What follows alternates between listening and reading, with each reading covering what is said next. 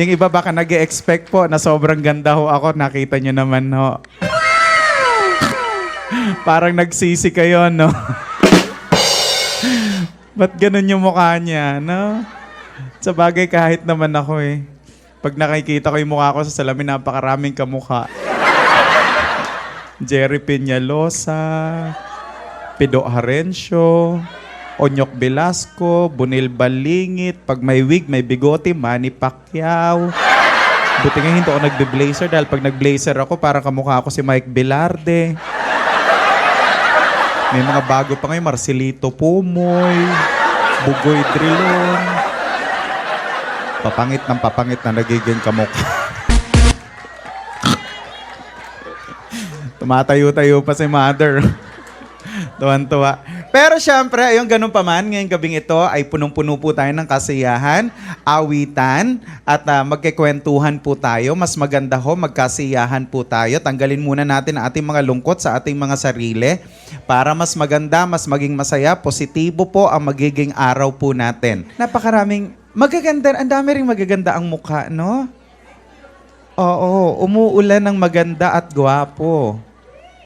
Pero bumabaha ng pangit, oo.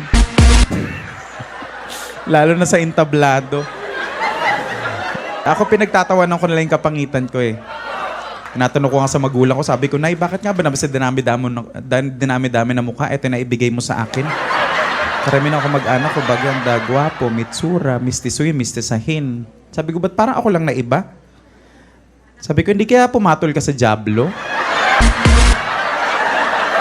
Totoo yun, kaya minsan nagdadasal ako, sabi ko, Lord, bakit ganito maliit pa lang ako, tampulan na ako ng tukso. Lahat na lang ng panlalait, pangungutya, pang-alipusta, parang natanggap ko na. Sabi ko, Lord, ano bang pwede kong gawin? Sinasagot naman niya ako, sabi niya sa akin, who you? Sabi ko, sorry, wrong sent. Ewan ko ba? Okay lang naman sa akin. Di naman ako nagtatampo. Bakit ganito yung mukha ko? Bagkos. Sobrang proud ho ako dahil sa mga hindi po nakakaalam, ito po mukhang ito.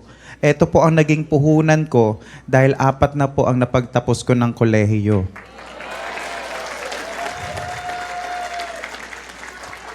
Totoo po yan. Nag-aaway nga kami ng nanay ko dahil hindi niya naman sinabi na gusto niya rin pala mag-aral. Binaypas ko daw siya. Lahat daw na kamag-anak ko, pinag-aral ko, siya daw hindi. Gusto niya rin mag-tourism. 62 years old, magto-tourism ka na eh. Saan mo ililigaw sa lupalop ng Pilipinas yung mga turista dito? Baka mamaya dalhin mo pa doon ka sa kung saan-saan. Mag-HRM na lang daw siya. Sabi ko matagal na yung HRM ino-offer. Meron daw bago ang TESDA ngayon. HRM, Hotel and Restaurant Manicure. Hindi niya yata mabanggit yung cosmetology. Ewan ko doon, pero okay lang naman. Masaya naman ako kung bakit ganito ang aking Sobrang happy. Oo. May mga taga-Samar po ba rito? Lugar po namin, isa pong island yon. Pero hindi pa ako doon lumaki. May isa pa pong island sa amin. Oo. Yung island po na yon, dulong-dulo pa po ng lugar namin. Napakalayong island. Magmumotor ka, bangkang dimotor. Doon ho talaga kami. Naka-isolate kami. Magkakamukha po kaming lahat. Mapalalaki, mapababae, ganito po ang mukha. Wala hong pumupunta sa aming may itsura dahil pinapatay. Abay, syempre, nakakalamang siya.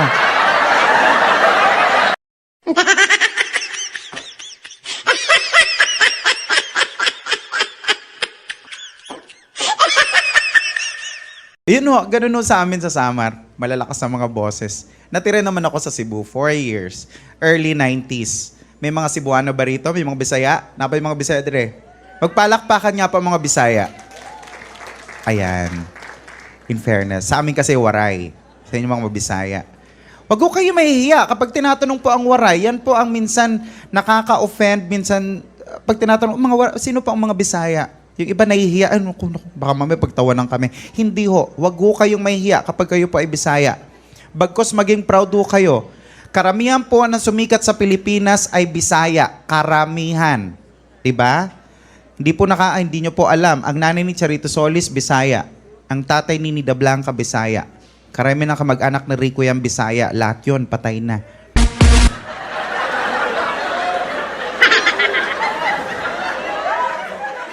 Sino po ang mga Bisaya ngayon?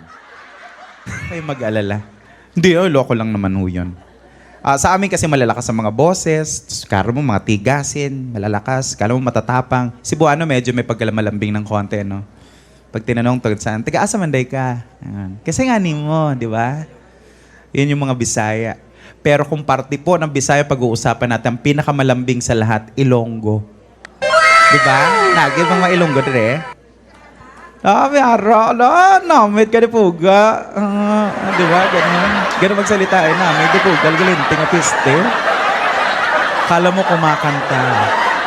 Ganun sila. Lalo na yung mga bagong salta.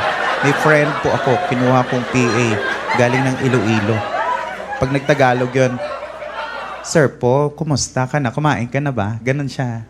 Sabi ko, ay, ang taray oh. Kahit ma-stress ka, malambing pa rin. Nakakatuwa yun. Minsan binibigyan ko yun pag nagkakaroon ako ng racket. Oh, padala mo sa probinsya. Salamat talaga, sir po. Padala ko sa probinsya, pambili ng bigas. Kumakalam na ang sikmura pero nakangiti pa rin, di ba? Ang positibo. Oo. Iniisip ko nga lang, actually nakaranas ako na may nag-aaway mag-asawa. Yung tinitira namin dati sa Muñoz. Sa first apartment, doon sila tumira. Kaya pala palipat ng palipat, lipat-lipat sila ng bahay dahil lagi nag-aaway. Pinapalipat ng mga kasera. Naku, doon na nga kayo lagi nag-aaway. Pero na-experience ko, hindi ako naniwala.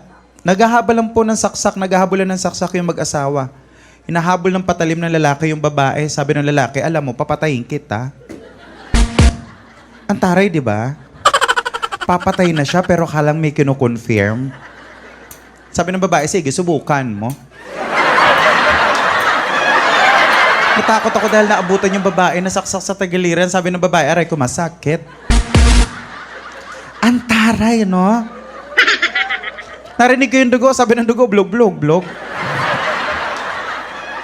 Diba?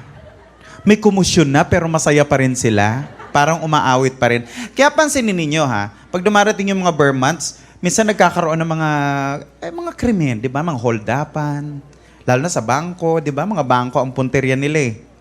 Sino-sino ba mga na-headline? Minsan, totoo yun, minsan may waray-waray gang, di ba? Minsan may Ilocano gang, di ba? Minsan may Sige-Sige gang, Sputnik gang, Okso gang. Pero wala po akong narinig na Ilonggo gang na pumasok ng bangko para mang-hold up. Hindi ko lang alam. Iniisip ko kasi, halimbawa mga naka-Armalite, ang lalaki ng katawan, di ba itutulak yung pintuan ng bangko?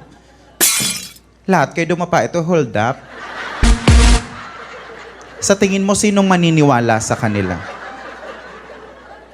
Kapag kumilos kayo na masama, babaraling ko kayo, babang, di ba?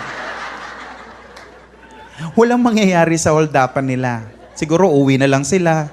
Pagdating sa sasakyan, sa getaway car, sabi ng driver, ano meron kayo nakuha? Sabi siguro ng mga hold-upper, wala, nagtawanan lang sila.